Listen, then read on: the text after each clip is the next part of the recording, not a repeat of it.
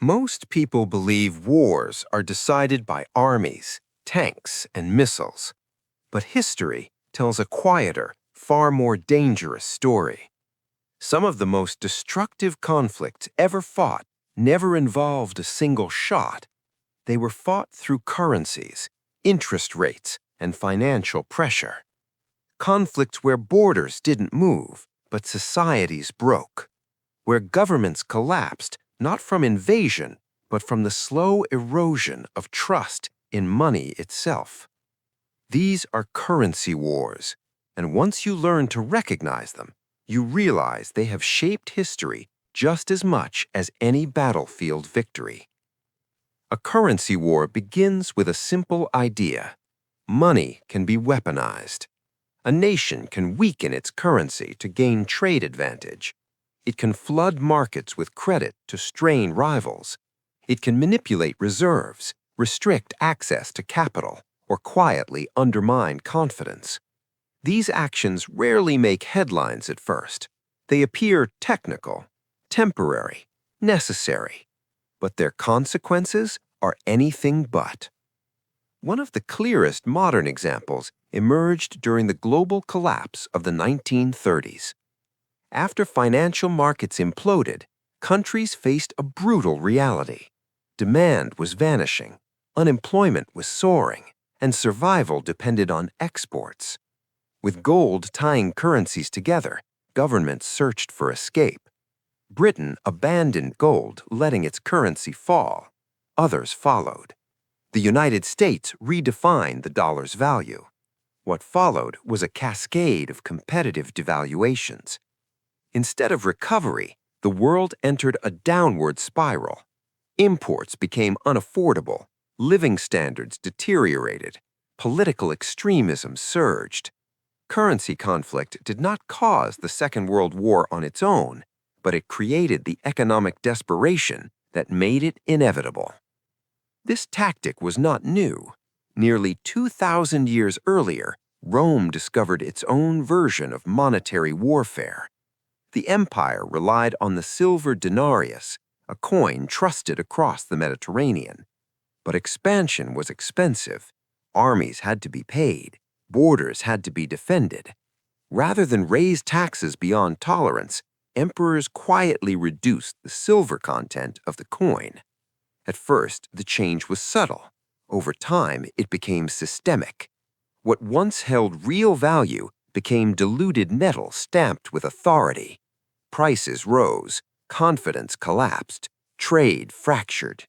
Rome did not fall because it ran out of soldiers. It fell because its money stopped working. As financial systems evolved, currency warfare became more sophisticated. After the Second World War, global leaders attempted to prevent these conflicts by fixing exchange rates under a new monetary order. The US dollar became the anchor, linked to gold, while other currencies linked to the dollar. Stability returned, but power became concentrated. The country controlling the reserve currency gained extraordinary influence. By the late 20th century, that imbalance resurfaced. The United States was issuing more currency than it could support. Foreign governments noticed. Confidence weakened. When the gold link finally snapped in the early 1970s, the world entered an era of floating currencies, and with it, permanent financial competition. One of the most decisive currency confrontations of the modern age unfolded quietly in the 1980s. Japan's economy was surging. Its exports dominated global markets. Instead of military retaliation, pressure came through exchange rates. An international agreement forced dramatic shifts in currency values. Japan's economic momentum stalled. Asset bubbles inflated, then burst. Decades of stagnation followed. No invasion occurred, no declaration was made, yet the damage was lasting. This is the defining trait of currency wars. They rarely feel like wars while they're happening. They arrive disguised as policy coordination, market corrections, or emergency measures, but their victims are real people. Jobs disappear, savings shrink, entire generations lose purchasing power, without ever understanding why. The pattern repeated during financial crises across Asia in the late 20th century. Currencies collapsed, capital fled, economies contracted overnight. Recovery took years, sometimes decades. Today, the battlefield looks different, but the conflict continues. Central banks deploy interest rates as weapons. Liquidity floods global markets. Sanctions freeze assets with a keystroke. Reserve currency dominance determines who can borrow cheaply and who cannot. Smaller economies face impossible choices: defend their currency and crush growth, or stimulate growth and risk collapse. The pandemic accelerated everything. Governments created unprecedented amounts of money in record time. Initially, it felt painless. Markets rose, spending surged, but inflation revealed the cost. Tightening policies strengthened some currencies while destabilizing others. Debt crises followed. What protected one economy strained many others. This is why currency wars never remain contained. When money moves globally, consequences do too. History suggests these conflicts rarely resolve peacefully.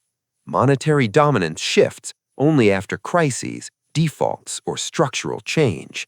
Reserve currencies rise and fall, systems reset. The transition is never smooth. What makes currency wars especially dangerous is invisibility. Explosions demand attention. Inflation creeps quietly.